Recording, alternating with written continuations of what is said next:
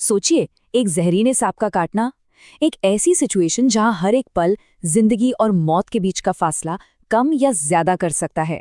लेकिन इससे बचना सिर्फ किस्मत की बात नहीं है, ये पूरी तरह से एक तय प्रोटोकॉल को फॉलो करने पर डिपेंड करता है। तो चलिए इसी प्रक्रिया को समझते हैं। देखिए, भारत सरकार की हेल्थ मिनिस्ट्री की गाइडलाइंस इसे साफ साफ कहती हैं। ये कोई मामूली चोट नहीं है, ये एक मेडिकल इमरजेंसी है जहां रेस वक्त के खिलाफ होती है। एक एक सेकंड की कीमत है। और यही बात सबसे जरूरी है, इतनी घबराहट और अनिश्चितता के बीच एक सिस्टमैटिक तरीका ही किसी की जान बचा सकता है। ये प्रोटोकॉल असल में डॉक्टर्स के लिए एक रोड मैप की तरह है, जो उन्हें बताता है कि क्या करना है, कब करना है और कैसे करना है। जैसे ही कोई मरीज अस्पताल पहुंचता है, मानो घड़ी की सुइयां और तेज दौड़ने लगती हैं। तो चलिए इस सफर को स्टेप बाय स्टेप समझते हैं, उस पहले सबसे जरूरी घंटे से लेकर रिकवरी तक। गोल्डन आवर, ये टर्म बहुत बहुत जरूरी है।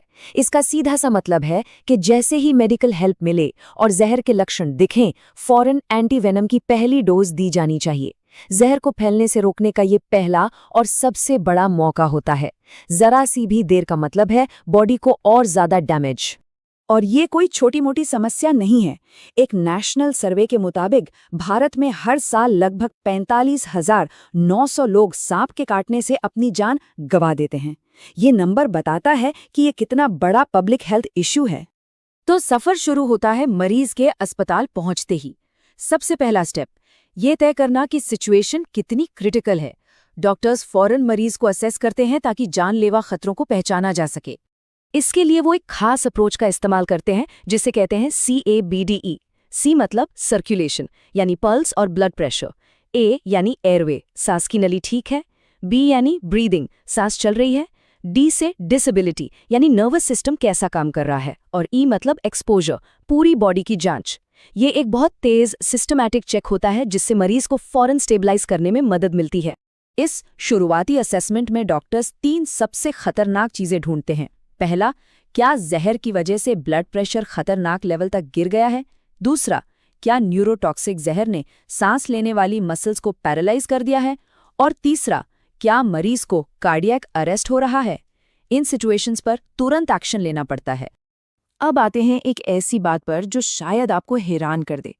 इलाज इस बात पर डिपेंड नहीं करता कि किस सांप ने काटा है, बल्कि इस पर करता है कि जहर बॉडी पर असर क्या कर रहा है। अक्सर सबसे पहला सवाल यही होता है ना? मरीज, घर वाले सब यही जानना चाहते हैं कि सांप कौन सा था। सबको लगता है कि यही सबसे जरूरी जानकारी है, लेकिन असलियत में ये बहुत मिसलीडिंग हो सकता है। वो इसलिए क्योंकि मरीज जो बताते हैं वो अक्सर गलत होता है, और सांप को पकड़ने की कोशिश करना तो और भी ज्यादा खतरनाक है। इसीलिए मेडिकल प्रोफेशनल्स सांप पर नहीं, लक्षणों पर फोकस करते हैं।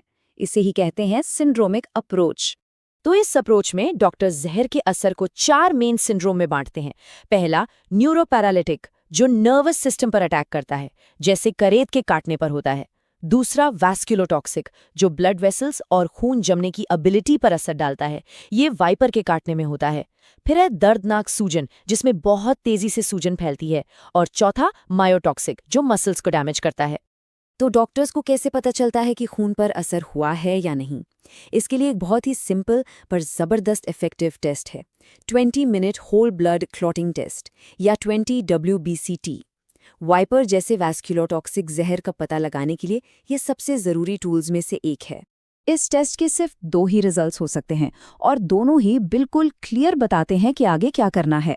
अगर 20 मिनट में खून जम गया, मतलब क्लॉटिंग सिस्टम ठीक है, और अगर खून लिक्विड ही रहा तो इसका मतलब है जहर ने अपना असर दिखा दिया है, और अब मरीज को फौरन एंटी स्नेक वेनम यानी ASV की जरूरत है। और यही एंट्री होती है इस कहानी की हीरो की, एंटी स्नेक वेनम या ASV।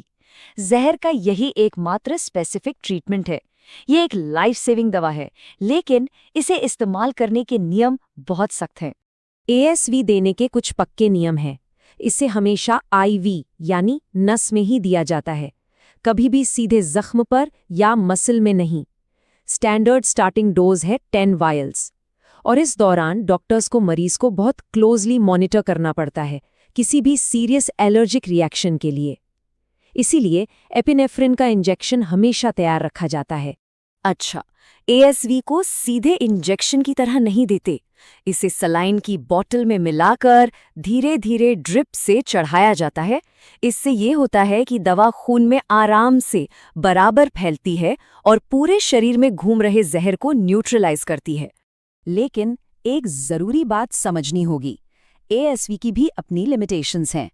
ये खून में घूम रहे जहर को तो न्यूट्रलाइज कर सकता है, जिससे और डैमेज रुक जाता है, पर जो डैमेज पहले ही हो चुका है उसे ये रिवर्स नहीं कर सकता, जैसे किडनी फेलियर या करेत के काटने से हुआ परमानेंट नर्व डैमेज।